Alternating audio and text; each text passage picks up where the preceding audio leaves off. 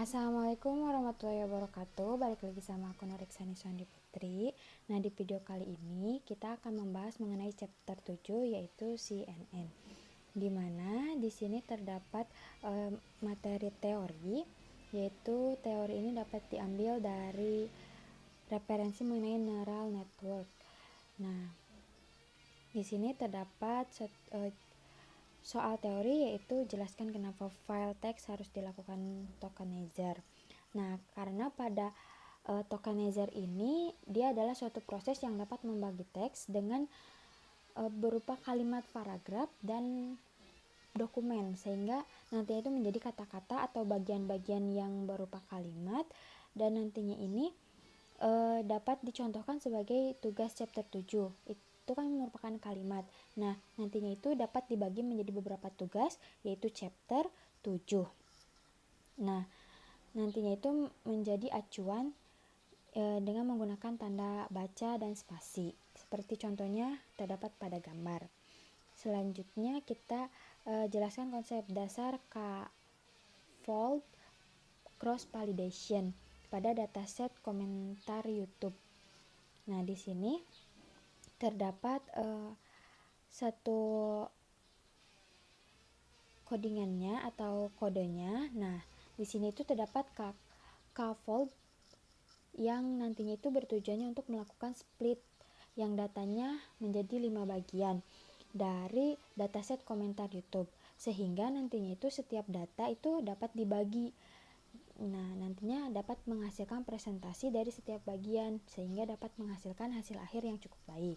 Seperti gambar seperti ini. Gambarnya seperti ini. Nah, seperti ini.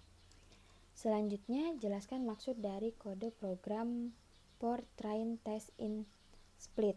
Nah, di sini for trains itu apa sih fungsinya? Nah, fungsinya itu dapat membagi data menjadi data training, sedangkan test in split itu dia dapat berfungsi untuk menguji pada dataset apakah sudah membagi, terdapat beberapa bagian yang nantinya itu hasilnya akan menumpuk. Selanjutnya, jelaskan apa maksud kode program train contact ini. Nah, dalam fungsi dalam kode itu yaitu dapat mengambil data dalam kolom komentar atau indeks konten yang nantinya itu terdiri dari bagian train IDX dan tes IDX. Seperti contohnya itu ketika data telah diubah menjadi data train dan data tes, maka kita dapat memilih untuk menampilkan kolom yang diinginkan. Contohnya seperti ini. Selanjutnya ada jelaskan yang dimaksud fungsi tokenizer. Nah, fungsi dari tokenizer ini itu dapat melakukan vektorisasi data dalam bentuk token sebanyak 2000 kata. Nah, nantinya itu akan melakukan fit tokenizer sehingga data training saja yang tidak dengan data testingnya. Jadi cuma data trainingnya aja gitu. Selanjutnya, maksud dari detrain input tokenizer seperti soal ya. Nah, maksudnya itu dia dapat memasukkan teks pada sebuah matrik dengan mode TF-IDF. Nah, nanti itu menginputkan data testing untuk diterjemahkan pada sebuah matrik. Selanjutnya, jelaskan yang dimaksud dengan fungsi detrain input. Nah, dari NPA max ini dia nilainya maksimal. Jadi ketika sumbunya itu tidak ada hasil, nah nilai skalanya itu dapat bersumber dan diberikan hasilnya adalah bentuk array dimensi A n dim-1. Selanjutnya jelaskan maksud dari fungsi dari detrain out. Nah, di sini pada baris tersebut itu dia dapat membuat suatu train output dengan kategori dari kelas, sehingga nantinya itu dapat ditentukan train IDX-nya, kemudian dapat membuat keluaran sebagai output. Selanjutnya apa maksud dari fungsi list?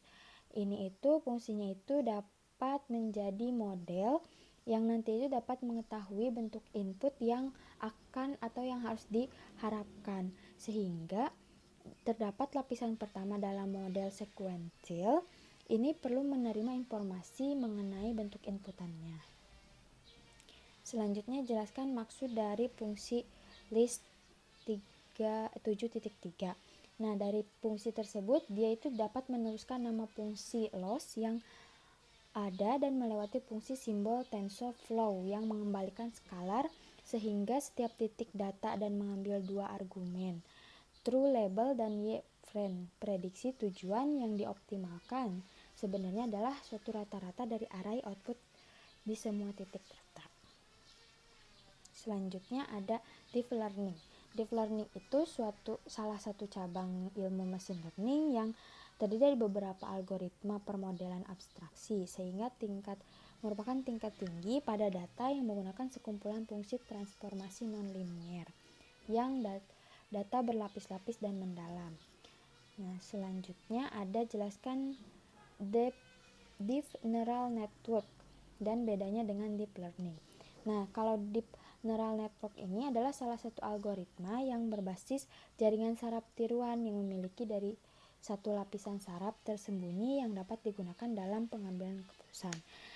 Perbedaannya itu jika deep neural network itu dapat menentukan dan merencanakan karakteristik tertentu pada suatu rangkaian data kapasitas lebih dari kompleks untuk mempelajari dan mengklasifikasikan data serta dapat dibagi dalam berbagai lapisan dengan fungsi yang berbeda. Sedangkan deep learning itu dia adalah teknik algoritma dalam machine learning yang dapat digunakan baik untuk supervised learning dan unsupervised learning. Selanjutnya jelaskan dengan ilustrasi gambar buatan sendiri. Nah, di sini itu ada kompilasi terdapat dua operasi pengolahan citra yang menghasilkan sebuah citra dengan sebuah max dan kernel. Nah, di sini itu stidenya adalah parameter yang berfungsi untuk menentukan pergeseran dan filter data pixel yang terjadi. Seperti contohnya adalah penggunaannya. Selanjutnya kita ke prakteknya saja ya. Pertama, di sini saya pertama itu kita clear dulu ya. Ini pertama kita buat dulu import dari library yang akan digunakan pada chapter 7 ini atau CNN ini.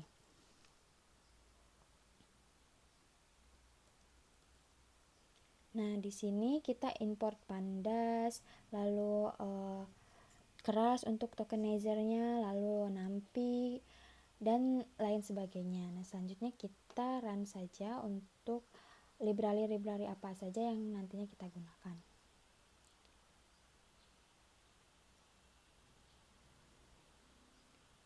Nah, yang pertama kita run dulu ini. Nah, setelah itu di sini ada saya menggunakan datasetnya itu yaitu dari YouTube 01 di mana kita telah mendownloadnya di Kaggle juga banyak ya teman-teman, bisa langsung download aja. Nah, di sini saya menggunakan yang YouTube 1. Nah, di bagian sini. Nah, YouTube 1 untuk file CSV-nya. Selanjutnya di sini ada dataset sama dengan pd-concat melakukan read dari si file CSV-nya. Selanjutnya dia akan menggunakan dataset sampel fact 1. Kita run. Nah, nantinya terdapat satu variabel dengan nama dataset. Coba kita lihat. Nah, di isinya itu ada content ID, ada author, content, class, dan sebagainya. Selanjutnya fold threading field called and split 5 dengan splitnya variabel split sama dengan fold split pada dataset dengan berupa kelas. Coba kita run. Nah, di sini akan ada variabel fold dan split. Di mana di sini itu ada foldnya itu ada ABC IMPL, iterTest dan sebagainya. Selanjutnya ada tipenya itu ada yang method, integer, non-type, float, ada method gitu kan. Lalu ada size-nya ada 1, semuanya 1 ya, hampir sama 1 semua size-nya. Untuk value-nya itu dia ada method object, non-type, false, dan sebagainya. Selanjutnya untuk yang di split, split dia merupakan generator ya teman-teman.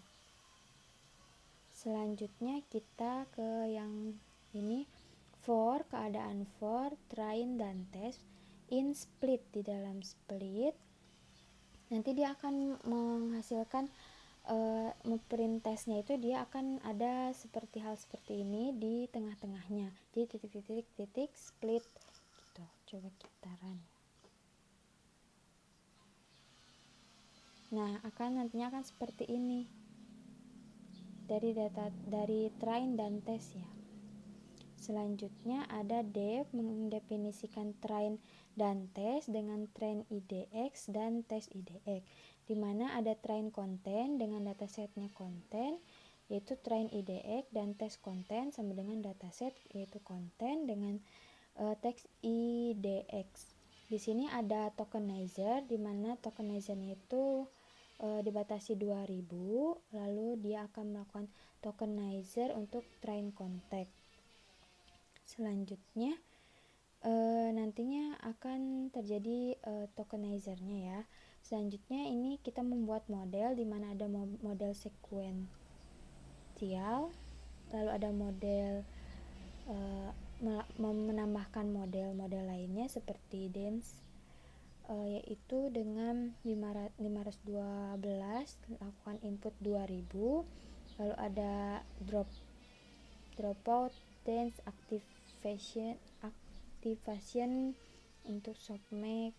Selanjutnya kita akan modelnya itu di compile dengan categorical cross entropy. Selanjutnya dia akan di print dengan seperti ini, lalu model metric number 1, skornya itu 1 dikali 100, lalu di return score. Coba kita run.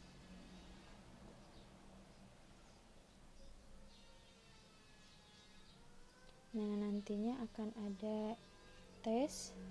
Nah, tes ini dia dari pertama itu train dulu. Train itu nantinya dari 0 sampai 282.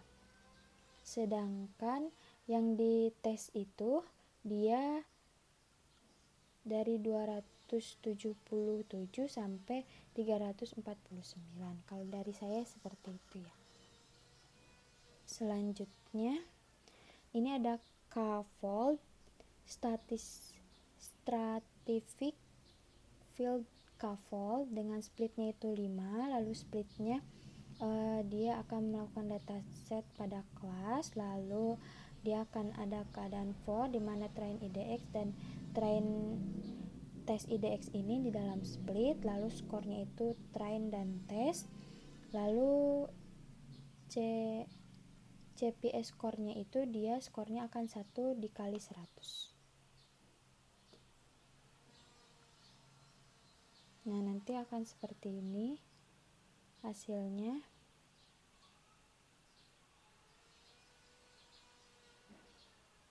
Nah, nanti akurasinya itu 97,14. Selanjutnya yang terakhir dia akan melakukan print dengan data seperti ini. Nah, di sini juga sudah ada tes IDX dan train IDX.